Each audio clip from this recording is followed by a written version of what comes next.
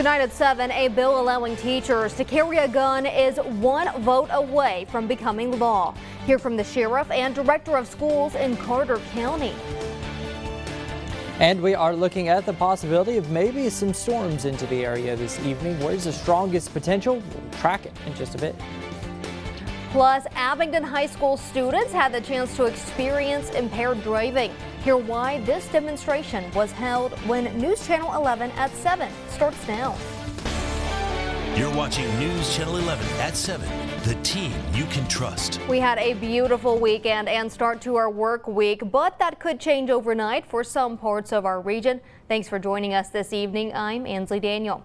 Here's a live look over Kingsport and Johnson City. As you can see, blue skies for us this evening. But we've got meteorologist Alex Williams with us. Now, Alex, who could be seeing some severe weather tonight? Well, we are definitely looking at the threat staying further to the north, at least at the time being. You can see where the watch is. That's highlighted, of course, in yellow. So the severe thunderstorm watch through 10 o'clock hour tonight. That does include Smith County, Wythe County, Tazewell County, as well as other portions of eastern Kentucky.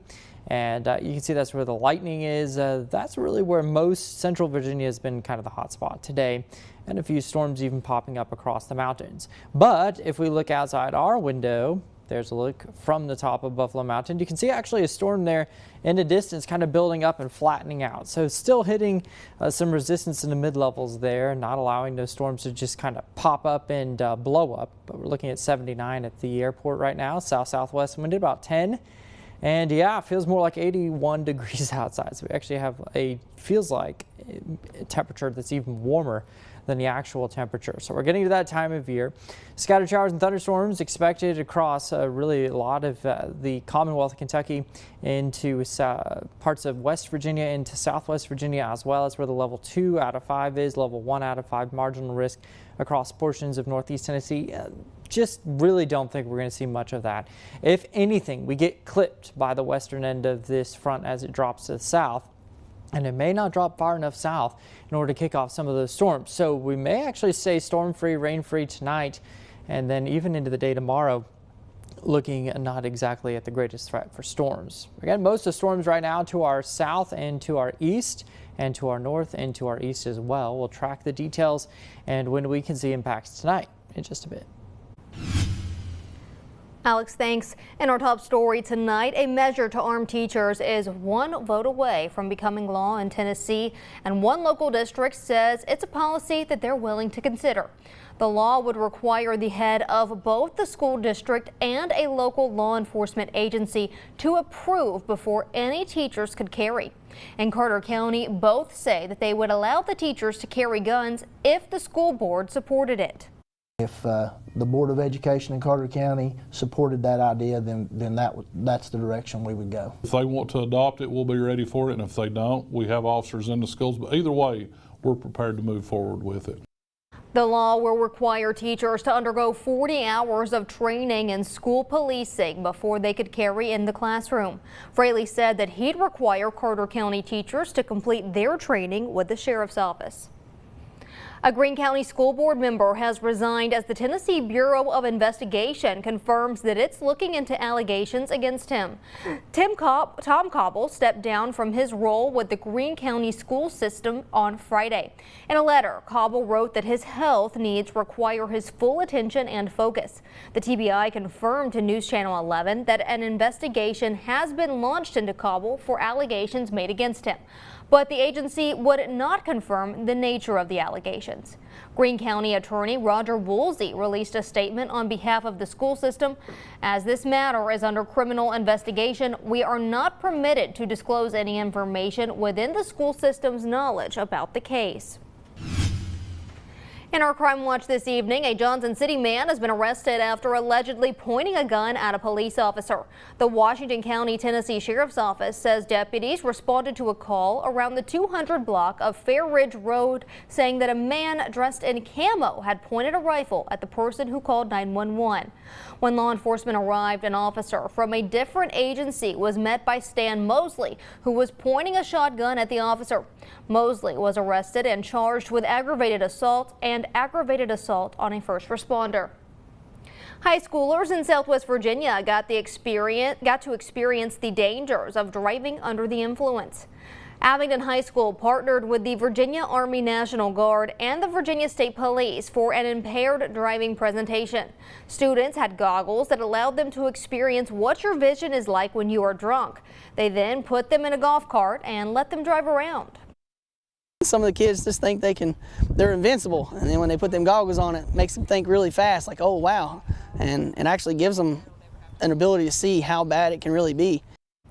Students also attempted to navigate through cones while texting and driving as part of the program.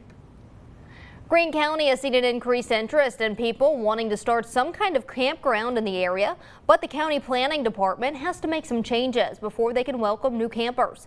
The Greene County Planning Department is asking commissioners to put a 6-month hold on RV resorts and different campgrounds while they create a new zoning regulation plan. Right now, all types of campgrounds, including RV resorts, car camping, tent sites, and primitive camping, are zoned together under agriculture. But Lynn Ashburn with the Greene County Planning Department says they want to divide up the types of campgrounds to create more specific regulations. Hopefully, what we've got in place will help ensure that what comes in the future won't create a negative impact to the surrounding area. It'll be a positive for the people that come and visit, and also it'll be positive for the person that owns the property. Greene County commissioners will vote to approve the moratorium during their meeting in May. Virginia Governor Glenn Youngkin is receiving backlash from convenience store owners regarding the amendments to legislation surrounding skills games. Lawmakers say the amendments are meant to legalize skill games in the Commonwealth, but also restrict where they could go. Games wouldn't be allowed within 2,500 feet from a school or place of worship and 35 miles from a casino that has skill games. Some stores across Virginia are not selling lottery tickets today in protest to the new regulations. Stores like the Gold Star Exxon in Bristol are taking part.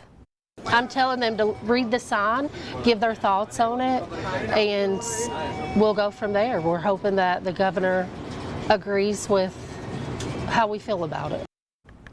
Some store owners in Bristol say they plan on closing between 3:50 and 4:50 tomorrow in part of a continued protest. Capitol Bureau reporter Tyler Englander breaks down the protest from the other corners of the Commonwealth. One business owner I spoke to said while it pains him to turn away customers, he thought this was the only way he could get his point across. Tonight the lights are on, but the register is closed. We're hoping that we'll get the message across to our governor. Over 500 small business owners across the Commonwealth refusing to sell lottery tickets today to protest Governor Glenn Youngkin's proposed amendments to a bill meant to legalize skill games in Virginia. To the customers that came in that had to turn back, first of all, we'd like to apologize that they had to go back, but this is something that's very important to us. Gas station and convenience store owners like Jarnal Singh say Youngkin's changes, which would prohibit the games within 35 miles of a casino or within 2,500 feet of a school or place of worship, would deprive his gas stations of much-needed revenue. I did have to lay people off because I can't afford employees right now. These machines really helped us running the businesses on a daily basis. On average, stores in the Commonwealth sell over $12.5 million worth of lottery tickets every day, leading to more than $2.3 million in proceeds for the state. Meanwhile, store owners participating in the protest could be violating their contract to sell lottery tickets, something Singh says is worth it. It is a risk we have to take, but that is the only way we can get our voices across. Now, Governor Glenn Youngkin says he supports small business owners having access to skill games. The governor adds his amendments were about ensuring they're properly regulated and not a threat to public safety. At the state capitol, I'm Tyler Englander. Coming up on News Channel 11 at 7, Tennessee lawmakers are pushing for a healthier diet for people in the state. We'll tell you why. Also, healthcare providers faced a cyber attack a few